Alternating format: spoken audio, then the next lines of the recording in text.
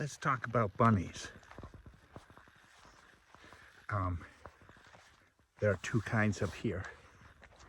We have the eastern cottontail, and here there's a little subset of those called the New England cottontail.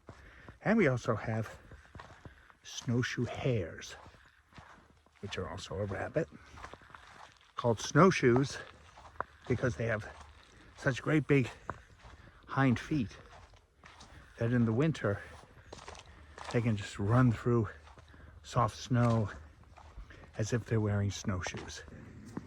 Oh, there's one right there. There's some cottontail tracks. Yeah, see that?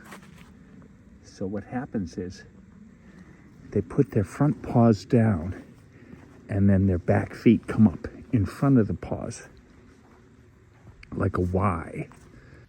I put a map showing the ranges of the New England cottontail on Facebook once, and it was taken down, and I got a stern message saying I was going to be banned because I was putting information on drug smuggling from Quebec down into New Hampshire.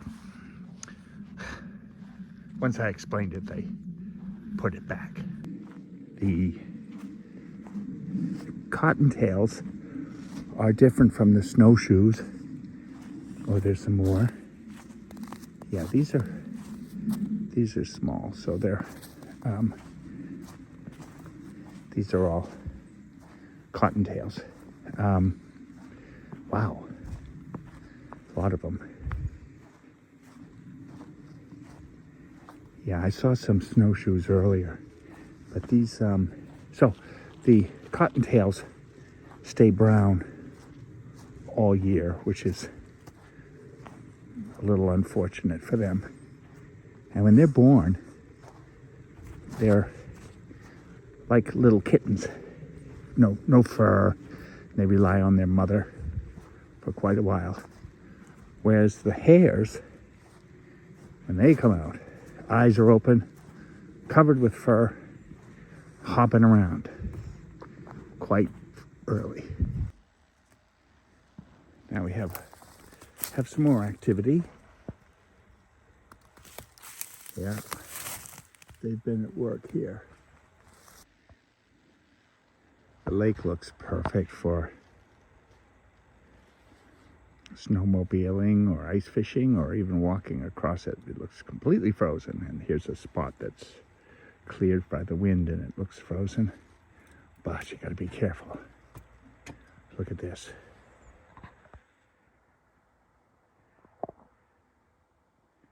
That is open water, so you got to be very careful. You can see, I don't know if you can tell on this, you can see a little bit darker line. Stay off that. There's so many animals that change their coloring in the ocean. Octopus do, octopi, birds do, tardigans, and snowshoe hares do. And I've thought about this for years, contemplated it, thinking about snowshoe hares. And thinking about snowshoe hares over the years has helped to develop and deepen my faith in a higher power, or God, if you will. How's that for a statement? Out on a bunny walk. So this is what I mean. So let's say it's summertime. A snowshoe hare will look very much like a cottontail rabbit, except it doesn't have a little white cottontail. But they have pretty much the same coloring. And that's so they can blend in with that color there, brown. And then when winter comes and the days grow shorter, the snowshoe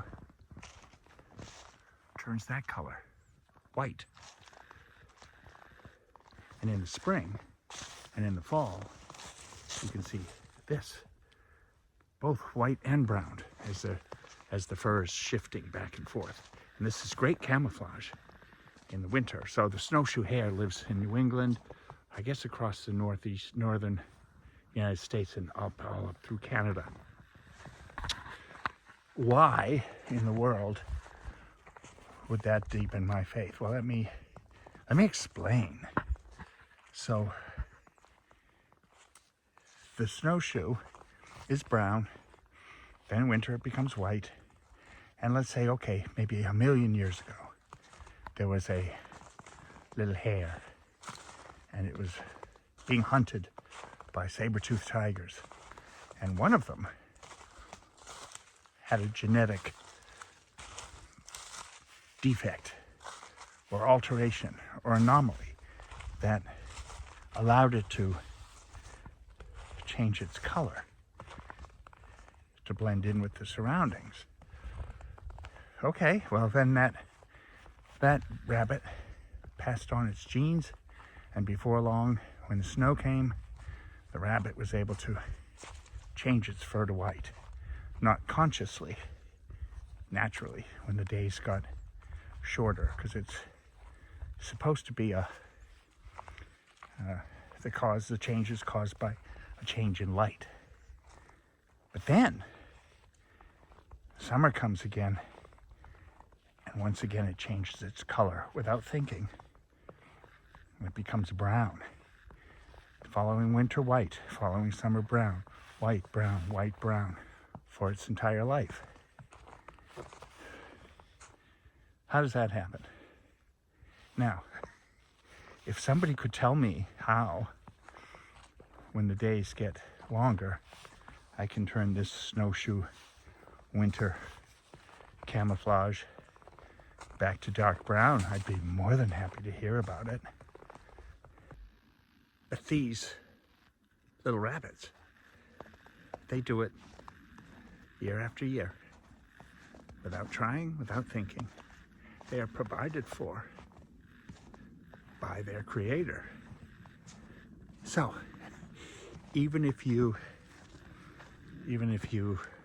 are a firm non-believer, you believe in nothing,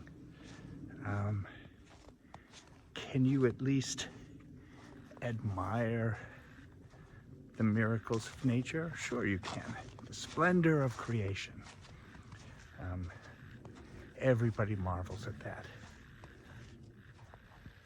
Oh, I just love it. I can't imagine. I can't even conceive of how many mistakes would have to be made, how many alterations in the genes would have to be made in some sort of sequence in order to create a back and forth, summer, winter.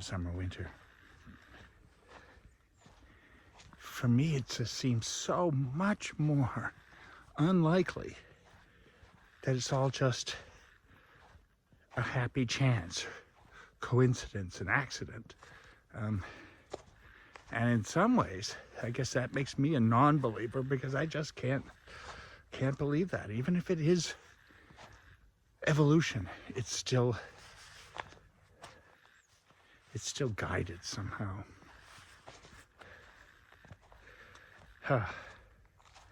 God bless the little bunnies.